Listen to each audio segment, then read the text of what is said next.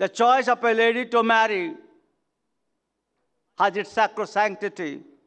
It cannot be destroyed by any kind of law unless there is a clear prohibition, and the only prohibition is the age. If an adult person is there and she or he expressing the choice, it's obligatory on the part of the society and the law to accept it. And therefore, three concepts arise with regard to constitutional socio-economic justice. One, recognition. Two, acceptation. Three, realization. In all these steps, every citizen, every individual, and every constituent of the governance is involved. You can't play the blame game. How far, to what extent you accept, that really pyramids the structure of social justice. You see, let's come back to the first one in a different way. Everybody talks about right to information. Right to information under the Right to Information Act 2005 is different.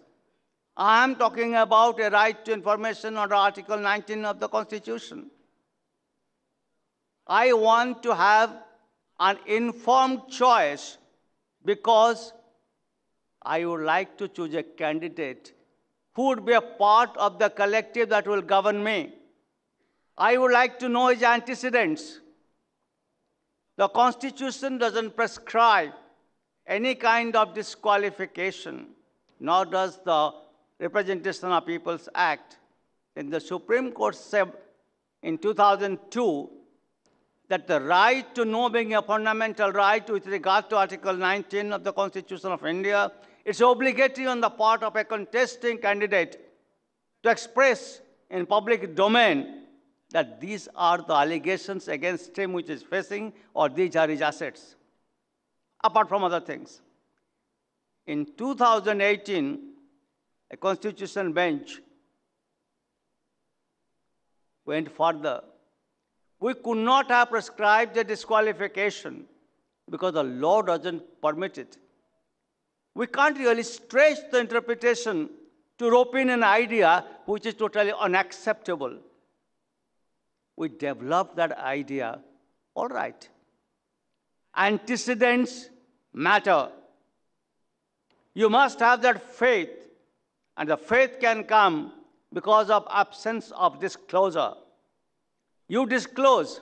Let the political party know. Let the political party disclose about the candidate, and let that be broadcast in 3 channels and in 3 newspapers. This is the man contesting, and these are the antecedents. The man has a choice. This is a socio-political right, slightly different from what ordinarily we understand. Ordinarily, a few decades back, it was understood the social rights a man possesses, they might be inherent sometime in the fundamental rights and sometime in the directive principles of state policy, and therefore it's a duty of the court to constitutionalize the directive principles of state policy.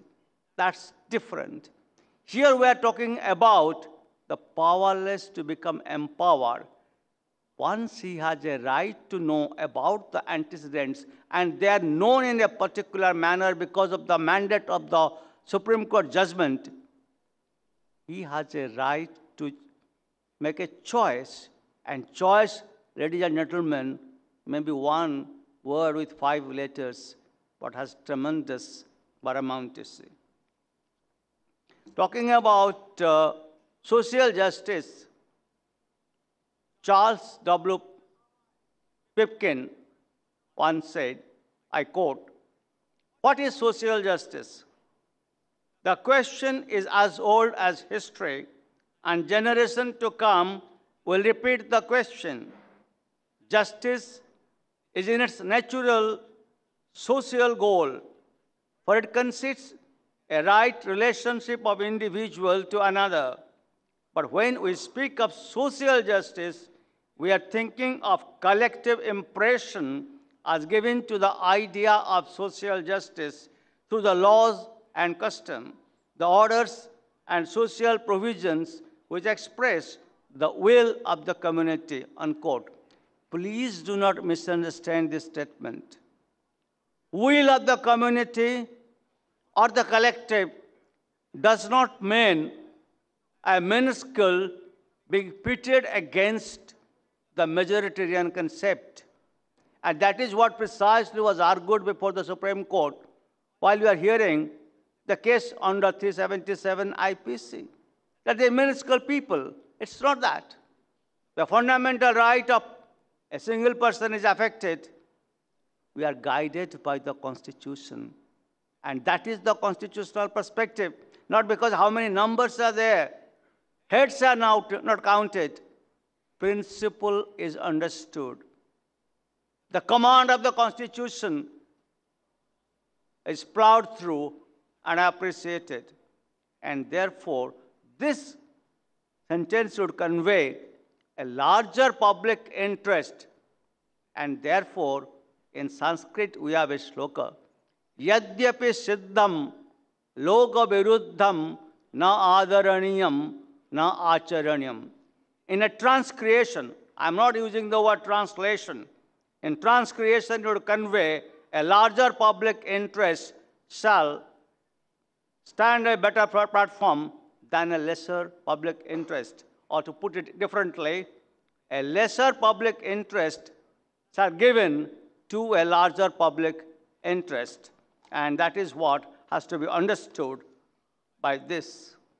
And that is why the concept of social solidarity, and that is why the preamble of our Constitution uses the word fraternity. What is this fraternity? I would like to clarify. It's a constitutional fraternity. I respect your reputation. I respect your dignity. And you are obligated to do so to me. And this constitutional brotherhood, this constitutional fraternity gives the idea of, which is quite axiomatic maybe, tolerance, mutuality, acceptance, and living in brotherhood. Now, this concept of, or the conception of social justice grew in 80s in a different way. The Supreme Court developed an epistolary jurisdiction which no other democracy had evolved. A letter written to a Chief Justice was treated as a petition and appropriate orders were passed. Suo motu cognizance was taken concerning the conditions of the prisoners and slew of directions were issued to improve their conditions. This is the power of epistolary jurisdiction, and this is the power which is conferred by the court interpreting the Constitution through scientific hermeneutics to make the powerless empowered. Let them come to the mainstream. Let there be equality, because inequality has no room. When you talk about inclusiveness, it's not inclusiveness of any group. It's all. And that is why I've always said that the Indian Constitution, the fundamental grammar of Indian Constitution is I, you, and we all come together. That's the moment when you realize that the Constitution gets into an elevated pedestal and the individuals also realize their benefit. That is fundamentally inclusiveness.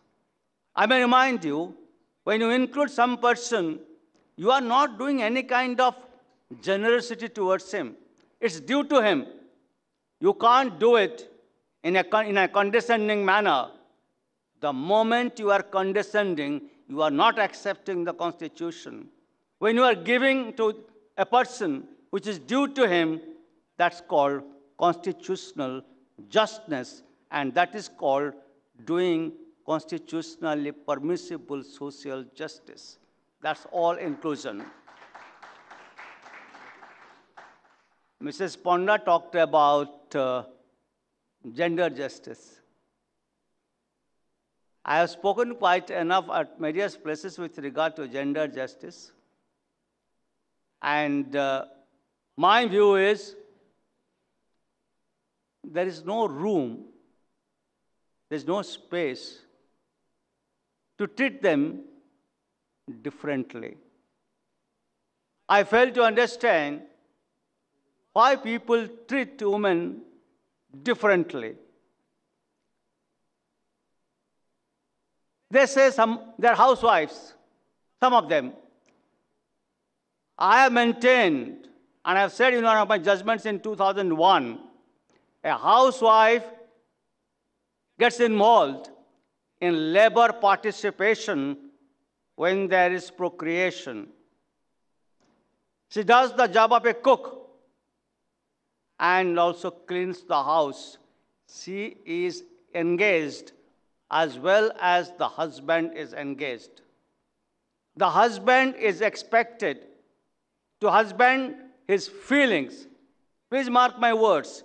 The husband is expected to husband his feelings, emotions, and sentiments with regard to his patriarchal attitude, and thereby the equality shall prevail. And when that equality comes, socially, that's indication of social justice. I think the ladies shall agree with me.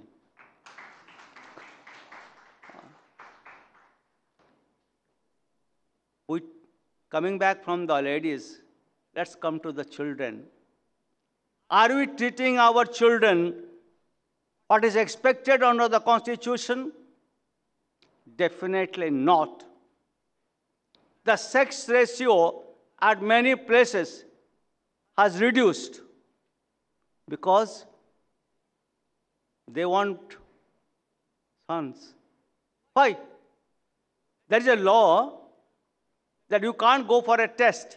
If you go, the doctor will be punished, so and so will be punished. That's punishment. But why can't we have a culture where we cannot think of anything else? A child is a child. In Sanskrit they say, putrarthe kriyate bharya. All of you may get tempted to translate or may not, I don't know.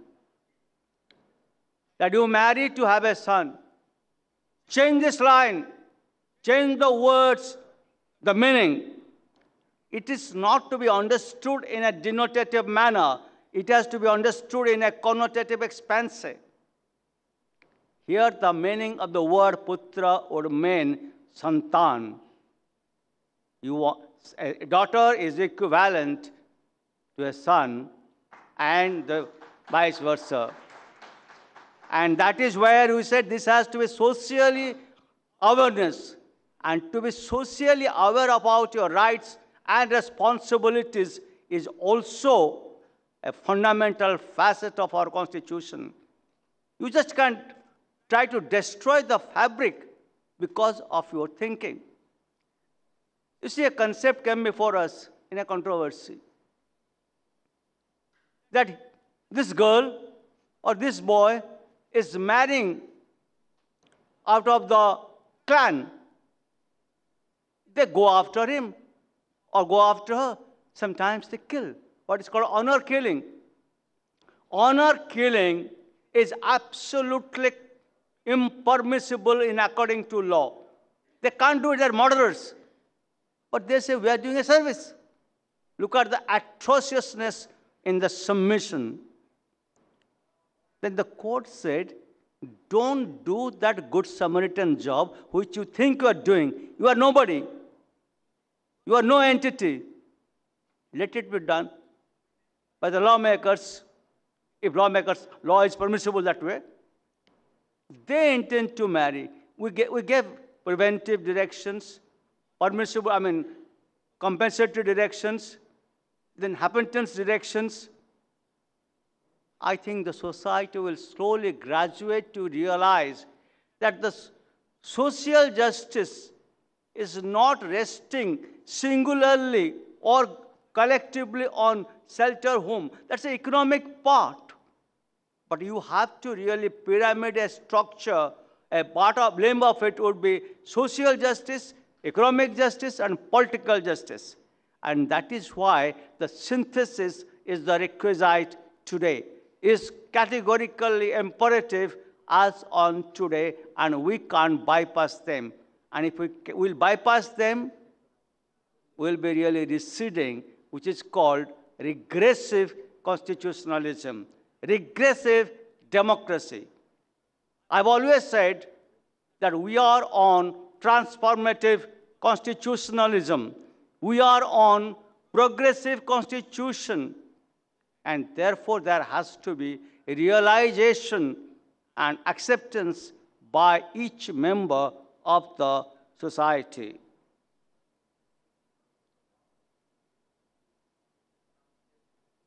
One thing that has worried me about the social process where people feel that we are not going to become equal ever. That's a wrong and erroneous understanding of the concept social justice. You do not intend to consume 30 antibiotics a day. I met some people in Mumbai and some people in Delhi in different contexts after I demitted my office. They said, "Sir, we have executed our advance declaration or advance will." I said, "That's up to you." No, you mean it. And let me tell you, ladies and gentlemen, they are not belonging to the upper class society. They are in the lower middle class category. They do not intend to sell their property to treat people who are in vegetative state, knowing fully well that the person is incurable. You might question me, how does it come within the ambit and sweep of social justice? Saving one's reputation, saving one's dignity is a part of social justice and social responsibility. You can only say looking after the poorest, looking after the poorest of the poor and lowliest of the low is social justice. That's one part. I'm going to give a different kind of dimension, which is constitutionally permissible.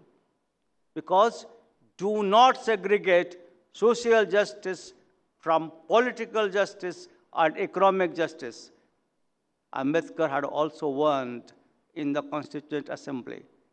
I'm no one to warn you, but I'm definitely someone like you to share with you.